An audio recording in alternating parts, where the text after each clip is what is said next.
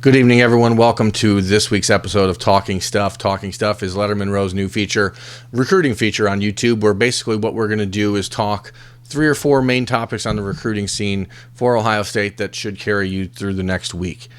This week, our first episode, we're going to start with the biggie. Ohio State is going to be held back on the recruiting trail for the next week in most cases, and in some cases 2 weeks, when it comes to the class of 2021 because of a pair of self-reported recruiting infractions by Ohio State. The Buckeyes apparently had sent some text messages with photos from players' official photo shoots during their visits this spring to players in the class of 2021 when they were not permitted to do so, even though the player was on campus.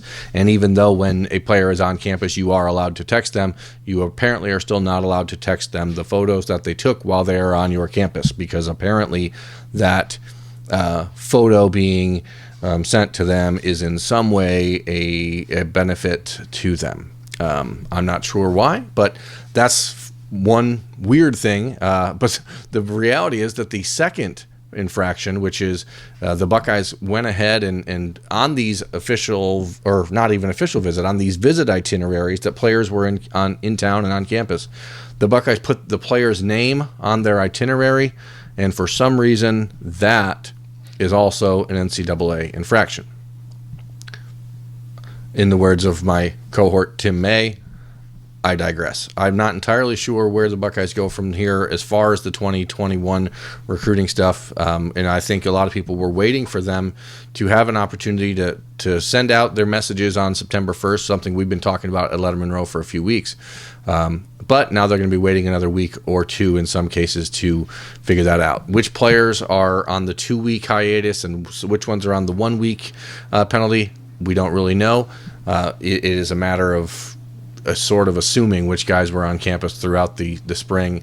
But as for the class on the whole, the Buckeyes cannot begin contacting the class of 2021 until September 8th because of these self-reported infractions. Now, that doesn't mean the Buckeyes did not take advantage of the season opening game against Florida Atlantic to host some key visitors. Wide receiver G. Scott from Washington was in town for his official visit. Things went very well there. He continues to be solidly committed to Ohio State, no interest in looking elsewhere, and plans to enroll with the Buckeyes in January. G's visit notwithstanding, the most important thing for Ohio State this past weekend was the opportunity to have 4 key members of the future offensive line, Paris Johnson, Josh Fryer, Grant Toutant, and 2021 commitment Ben Chrisman, all in town and working together, getting to know each other, familiarizing themselves, and really growing a bond on the offensive line, which if there's one position in sports where it's about having everyone know each other and like each other and be together, that is it. So it's a big weekend for the Florida Atlantic game for the Buckeyes in that respect. Grant Toutant has told me that he's intending to return for the Cincinnati game. It is very likely Paris Johnson will be back in town as well for that because he's been at every game in the last 2 years. Cincinnati kicker Jake Seibert from Cincinnati LaSalle High School also visited for the Florida Atlantic game, and he will also be back in town for the Ohio State in-state clash with Cincinnati next week. Other than that, the one thing that I think you really need to pay attention to moving forward in the next month or so is going to be the running back position as Ohio State tries to increase its relationship with 2 key players. The first is Trey Bradford from Texas, who we've talked about a number of times on the site, and the second is Miami running back Harry Parrish from Columbus High School in Miami. Now, Henry is a guy that, I said Harry at first, but it's Henry.